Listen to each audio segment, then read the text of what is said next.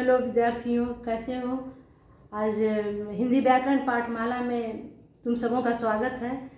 तो आज हम बताने जा रहे हैं अभिकारी शब्द। पहले भी मैंने इस पे वीडियो बना चुकी हूँ। अभिकारी शब्द कौन कौन है, तो आज हम अभिकारी शब्द पर बात करेंगे। तो अभिकारी शब्द अभिकारी शब्द मतलब नहीं व्यय होने वाले, नहीं परिवर्तन होने वाले शब्द को हम अव्यय कहते हैं। तो जो पद लिंग, वचन और कारक के बदलने पर भी नहीं बदलता हो, उसे हम अभिकारी शब्द कहते हैं। अभिकारी शब्द कहते हैं या अव्यय शब्द कहते हैं। यहाँ पे कुछ उदाहरण बोर्ड पे है, तो उदाहरण के माध्यम से हम समझाने का प्रयास करते हैं। तो देखना ये है कि परिभाषा के अनुसार ये उदाहरण कहाँ तक सटीक बैठता है और कहाँ तक इस उदाहरण से हम समझते हैं। तो उदाहरण से समझते हैं विद्यार्थियों। तो फर्स्ट उदाहरण है, मोहन धीरे से उठा। मोहन धीरे से उठा। ये परिभाषा के अनुसार ये वाक्य जो है, मोहन है एक वचन और उठना एक क्रिया हुआ। मोहन एक वचन है और मोहन पुल्लिंग है। तो धीरे से, और ये है क्रिया की विशेषता बता रहा है। धीरे से उठना एक क्रिया हुआ और धीरे से कैसे उठा, तो धीरे से उठा। अब यहाँ पे इस वाक्य में मोहन एक वचन है, पुल्लिंग है। तो ये कहता है कि लिंग पुल्लिंग हुआ। वचन के अनुसार आप देखिए दूसरे वाक्य में मोहिनी धीरे से उठी। मोहिनी क्या हुई? मोहिनी हुई स्त्रीलिंग है। मोहिनी स्त्रीलिंग है और एक वचन है। मोहिनी स्त्रीलिंग है। इस वाक्य में मोहन पुल्लिंग है और एक वचन है। इस वाक्य में मोहिनी स्त्रीलिंग है। मोहिनी धीरे से उठी।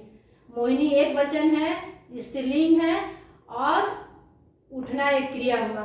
तो और तीसरे नंबर में देखिए, वे युवक धीरे से उठे। इसमें वे युवक, इस वाक्य में वे युवक ये पुल्लिंग हुए और वे युवक पुल्लिंग है और बहुवचन में है। क्रिया क्या है? बहुवचन में है। इसमें इस वाक्य में क्रिया एक वचन में था। वे युवतियां, अब इस उदाहरण में देखते हैं। वे युवतियां धीरे से उठी। इसमें युवतियां बहुवचन में आ गई हैं। ये युवतियां बहुवचन है और धीरे से उठी। क्रिया भी क्या है? बहुवचन में है। तो अब हम परिभाषा के अनुसार ये समझने का प्रयास करते हैं कि परिभाषा कहता है कि जो शब्द, जो वाक्य का जो शब्द या जो पद लिंग, वचन और कारक के बदलने पर भी, वाक्य में कारक के बदलने पर भी क्रिया अव्यय शब्द, जो धीरे से क्या हुआ? अव्यय है, अभिकारी शब्द है, नहीं बदलता हो, नहीं परिवर्तन होता हो, उसे हम अव्यय कहते हैं या अभिकारी शब्द कहते हैं। तो इन चारों उदाहरणों से हम ये समझ सकते हैं कि परिभाषा के अनुसार ये जो है धीरे से लिंग वचन, चारों उदाहरण में लिंग वचन कारक में परिवर्तन हुआ, लेकिन ये धीरे से कहीं चेंज नहीं हुआ। ये जो धीरे से जो अव्यय शब्द है वो ज्यों के त्यों चारों उदाहरण में बना रह गया। कोई परिवर्तन नहीं हुआ। धीरे से में कोई परिवर्तन नहीं हुआ, कोई विकार नहीं उत्पन्न हुआ। अब हम अब हम यहाँ पे कि अव्यय के 5 भेद हैं। कौन कौन है अव्यय के 5 भेद? तो क्रिया विशेषण फर्स्ट है, क्रिया विशेषण सेकंड है संबंध बोधक, और थर्ड है समुच्चय बोधक, और फोर्थ है विस्मयादि बोधक, और 5 है निपात। तो आज हम बात करेंगे अव्यय के फर्स्ट भेद पर बात करेंगे। फर्स्ट भेद है क्रिया विशेषण। अब क्रिया विशेषण के भी 4 भेद हैं। तो अब क्रिया विशेषण की क्या परिभाषा है? क्रिया विशेषण की परिभाषा यही है कि जो शब्द या पद क्रिया की विशेषता प्रकट करता हो, क्रिया की विशेषता बतलाता हो, उसे हम क्रिया विशेषण कहते हैं। और तो बहुत सारे जैसे क्रिया की विशेषता बताने वाले, जैसे मोहन धीरे धीरे चलता है, मोहन धीरे धीरे खाता है, राम धीरे धीरे हंसता है, सीता धीरे धीरे दौड़ती है, सीता धीरे धीरे बोलती है। इन सब वाक्यों में क्या है? क्रिया की विशेषता क्या बता रहा है? धीरे धीरे, तेज दौड़ता है, क्रिया की विशेषता प्रकट कर रहा है। तो अब ये क्रिया विशेषण के भी कितने भेद हैं? तो 4 भेद हुए। कौन कौन?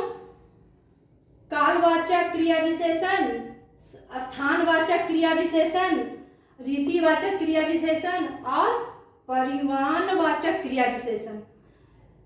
क्रिया विशेषण के कितने भेद हुए? तो 4 भेद हैं। कौन कौन?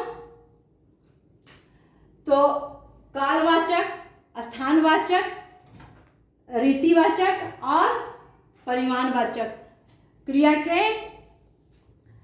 क्रिया विशेषण के कितने भेद? 4 भेद। कौन कौन? तो स्थानवाचक, कालवाचक, रीतिवाचक और परिमाणवाचक। ये क्रिया विशेषण के 4 भेद हुए। और अव्यय के कितने भेद हुए? अव्यय के 5 भेद।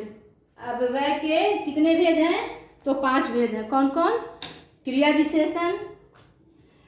विशेषण, समुच्चय बोधक, संबंध बोधक, विस्मयादि बोधक और निपात। कौन कौन हुए? समुच्चय बोधक, विस्मयादि बोधक, क्रिया विशेषण और परिमाणवाचक और विस्मयादि बोधक और निपात। कौन कौन हुए?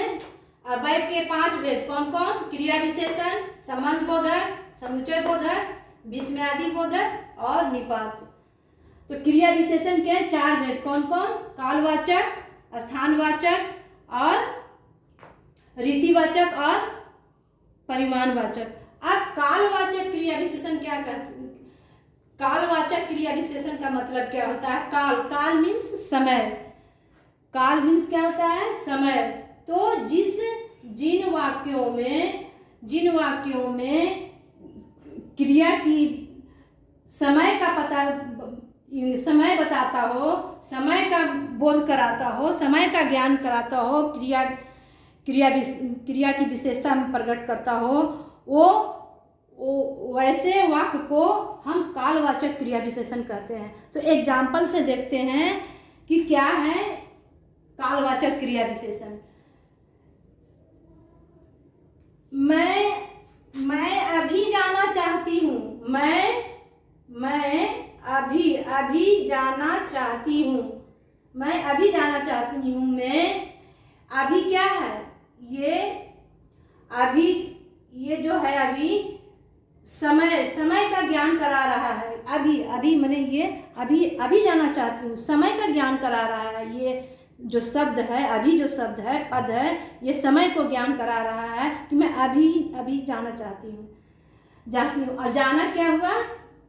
एक क्रिया है। जाना एक क्रिया है। और ये जो अभी जो है अभी जो है जाना क्रिया के पहले लगा है, क्रिया की विशेषता बता रहा है। क्रिया की विशेषता क्या है? जाना का। तो अभी जाएंगे, अभी जाना चाहती हूँ। फिर दूसरे एग्जाम्पल में क्या है? तुम कल आ जाना, तुम कल आ जाना। आ जाना, आना एक क्रिया हुआ, आ जाना मैंने आना एक क्रिया हुआ। क्रिया की पहले विशेषता क्या लगा हुआ है? तो कल, कल आ जाना। तुम आज नहीं, अभी नहीं, तुम कल आ जाना। कोई जरूरी नहीं है कि अभी ही तुम आ जाओ, कल आ जाना, कल। तो ये आना एक क्रिया हुआ और उसके पहले जो विशेषता लगा हुआ है क्रिया की वो कल है। कल है, कल क्या है? समय का ज्ञान करा रहा है इस वाक्य में। अब देखते हैं दूसरा नंबर पे है स्थानवाचक, स्थानवाचक क्रिया विशेषण।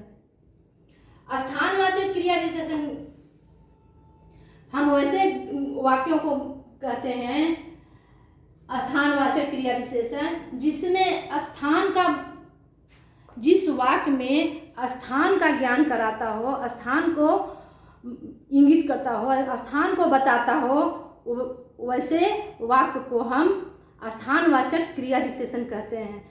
जो क्रिया वाक्य में जो क्रिया की विशेषता बताता हो वो स्थान के लिए इंगित करता हो, क्रिया के पहले स्थान का बोध कराता हो, वैसे शब्द को, पद को हम स्थानवाचक क्रिया विशेषण कहते हैं। तो स्थानवाचक क्रिया विशेषण का हम एग्जाम्पल देख लेते हैं, एग्जाम्पल से समझने का प्रयास करते हैं। तो क्या है स्थानवाचक क्रिया विशेषण? भीतर जाओ, ये देखिए इसमें भीतर जाओ और वहां बैठो। भीतर जाओ, जाना एक, जाओ, जाओ क्या कह रहा है? जाओ माने जाओ एक क्रिया है, जाने की क्रिया बता रहा है कि जाओ, और वहां बैठो, एक समय का, एक स्थान का ज्ञान करा रहा है, स्थान बता रहा है कि वहां, इधर उधर नहीं बैठो, वहां जाकर बैठो। तो यहाँ पर जाना भी एक क्रिया हुआ, इस क्रिया के पहले विशेषता क्या लगा हुआ है? भीतर जाओ, भीतर जाओ और वहां बैठो। इसमें बैठना भी एक क्रिया है, बैठना एक क्रिया की विशेष, तो क्रिया के पहले क्या विशेषता लगा हुआ है? तो स्थानवाचक, स्थानवाचक क्रिया विशेषण लगा हुआ है। स्थानवाचक क्रिया क्या है? तो वहां एकदम निश्चित समझ बता रहा है, निश्चित स्थान को बता रहा है, निश्चित स्थान को बता रहा है कि वहां पर इधर उधर नहीं बैठो, वहां पर जाके बैठो। जगह बता रहा है कि एकदम निश्चित है, वहां पर जाके बैठ जाओ। तो एक क्रिया की विशेषता बता रहा है कि जाकर वहां पर, जो कि ये स्थानवाचक है क्रिया विशेषण। अब देखिए दूसरा नंबर है, दूसरा नंबर का एग्जाम्पल है किशनपुर गांव। किशनपुर गांव कहाँ है? किशनपुर गांव कहाँ है? कहाँ? यहाँ पर भी स्थान को खोज रहा है, इस वाक्य में भी गांव की स्थान खोज रहा है, इसमें स्थान और स्थान खोज रहा है। किशनपुर गांव कहाँ है? स्थान खोज रहा है, कहाँ है, किस स्थान पर है, किस स्थान पे है। तो ये वाक्य भी कौन सा क्रिया विशेषण है? तो स्थानवाचक क्रिया विशेषण। ये कहाँ है? स्थानवाचक क्रिया विशेषण है। आप देखिए थर्ड नंबर पे है रीतिवाचक क्रिया विशेषण। रीतिवाचक, तो इस वाक्य, इस विशेषण, क्रिया विशेषण में ये क्रिया की रीति बताता है। ये क्रिया विशेषण है जो रीतिवाचक, ये क्रिया की रीति बताता है कि ये रीति क्या है। तो इसमें है रीतिवाचक में अंजलि जोर जोर से बोलती है।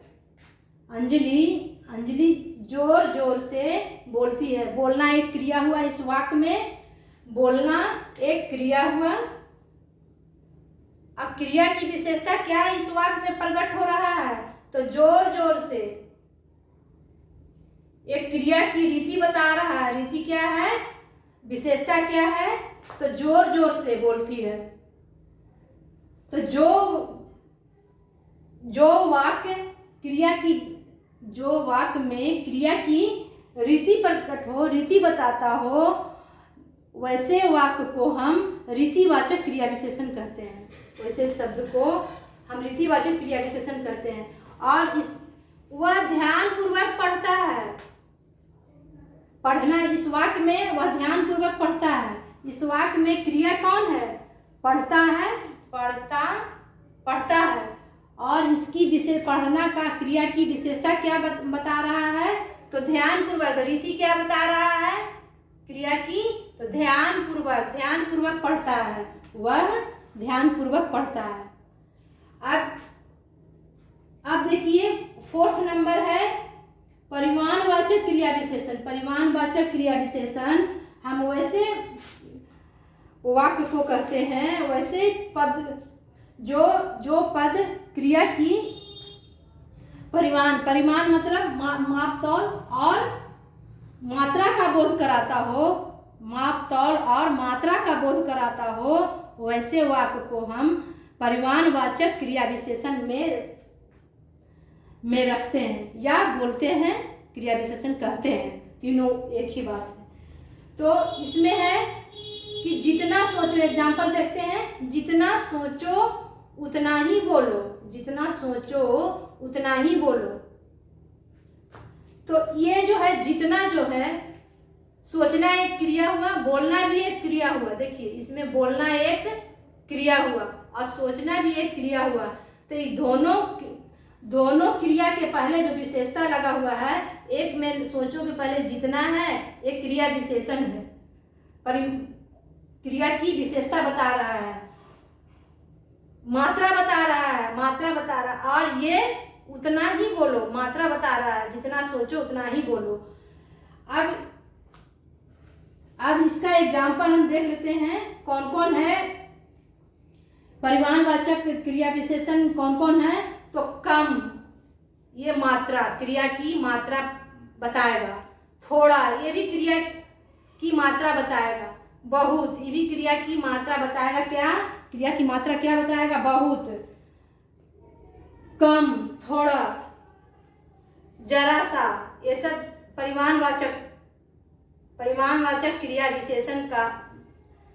विशेषण है। कम, थोड़ा, बहुत, जरा सा, पर्याप्त, ये सब परिमाणवाचक क्रिया विशेषण के पद हुए। तो इस तरह आज क्रिया विशेषण की बात किए हैं। उसके बाद अब बच गए हैं संबंध बोधक, समुच्चय बोधक, विस्मयादि बोधक और निपात। इन सब भेद के लिए भी मैं अगले एपिसोड में वीडियो बनाऊंगी और फिर से आप लोगों के लिए, विद्यार्थियों के लिए उपस्थित होंगी लेकर के।